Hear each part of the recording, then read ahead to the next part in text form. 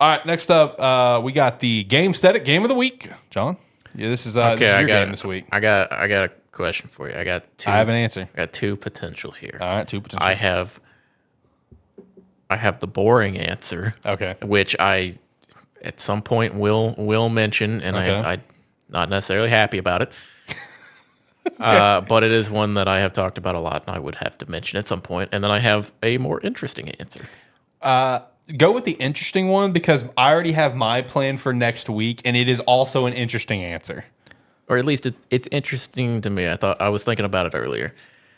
So for Gamestetic Game of the Week this week, I am going to mention Gloomhaven.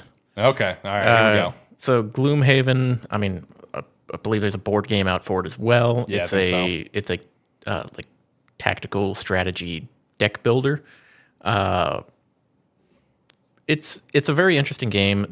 You start with a couple characters and kind of play through some of the missions, and as you play through it, you gain the ability to unlock additional characters and level up and gain access to like new cards and that. And then there's the deck building side of it, which is pretty interesting. Game is a lot of fun. Game is also fairly challenging.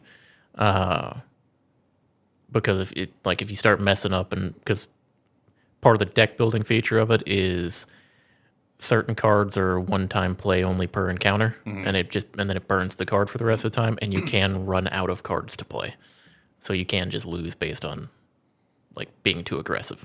But it is a fun game. I highly recommend people go and check it out at some point, even just to look at it. If it's not typically what you would play, I'd recommend giving it a try, especially if you see it on sale, because it is 100% worth playing. Yeah, Steve also threw in the chat. Board game was first, I believe. Yeah, board game was first. This is the digital interpretation of the game.